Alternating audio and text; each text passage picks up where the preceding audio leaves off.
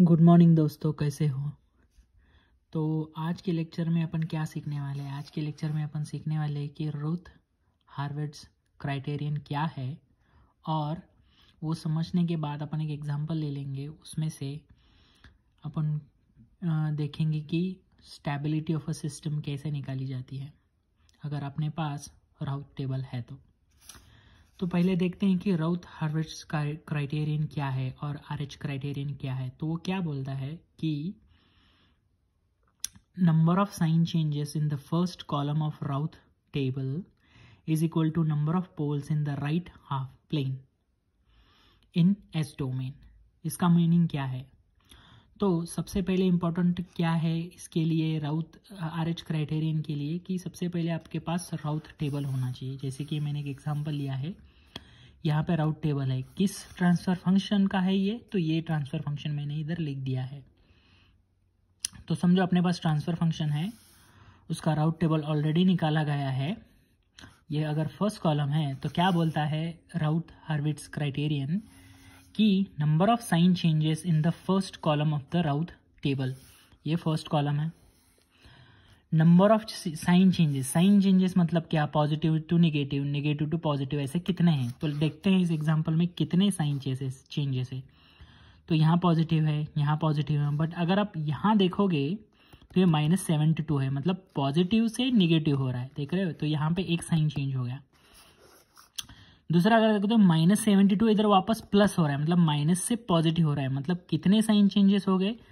+2 - 1, ये -2 + 2। तो इस केस में इस राउथ टेबल में फर्स्ट कॉलम में 2 साइन चेंजेस है। तो वही बोल रहा है ये क्राइटेरियन कि number of sign changes in the first column of Routh table कितने हैं? 2। That is equal to number of poles in the right half of the S plane. तो इसका मतलब ये हुआ कि 2 साइन चेंजेस है, मतलब 2 पोल्स ये ट्रांसफर फंक्शन के या ये सिस्टम के राइट हाफ प्लेन में है। ठीक है। तो और एक बार देखते हैं हम कि जैसे कि मैंने अभी बताया कि साइन चेंजेस कैसे है। जैसे कि आप इधर देखोगे S² to S1, तो S² to S1 में अगर देखोगे 1 to -72 है।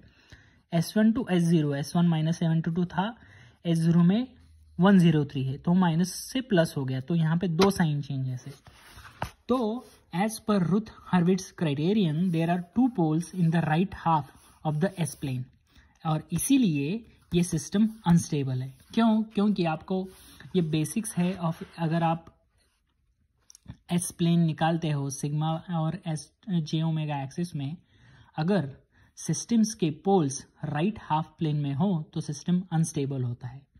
तो अपने इस एग्जांपल में 2 साइन चेंजेस है, मतलब 2 poles right half of the S plane है, इसीलिए ये सिस्टम अनस्टेबल है।